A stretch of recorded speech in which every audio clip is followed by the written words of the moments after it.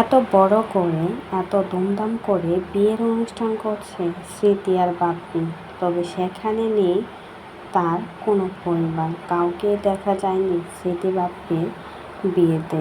কাউকে আসতে দেখা যায়নি, শ্বশুর বাড়ি থেকে শুরু করে বাবার বাড়ি কেউই নেই স্মৃতির বিয়েতে। সাথে আবার ফারহানা বিথিও নেই, আর এটাতেই মন খারাপ। এত খুশির দিনেও কান্না করছে স্মৃতি।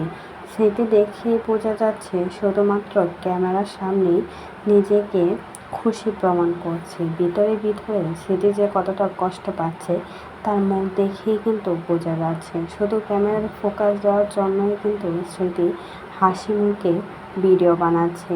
আর এমনিতে স্মৃতির মুখ দেখেই বোঝা যায় সে কিন্তু অনেক বেশি কষ্টে আছে।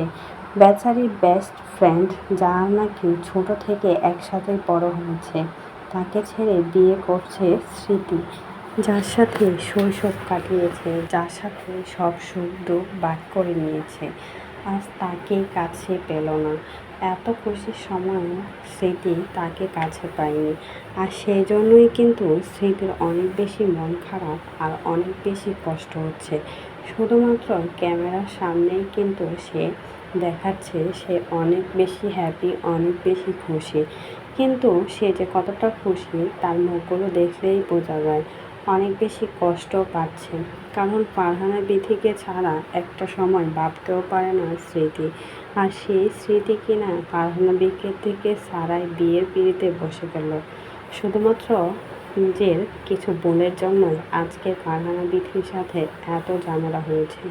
শাওন চলে যাওয়ার পর থেকে দুই বান্ধবীর মাঝে এই ঝামেলাটা সৃষ্টি হয়। তো এই বিষয়ে কোনো মতামত থাকলে জানাবেন।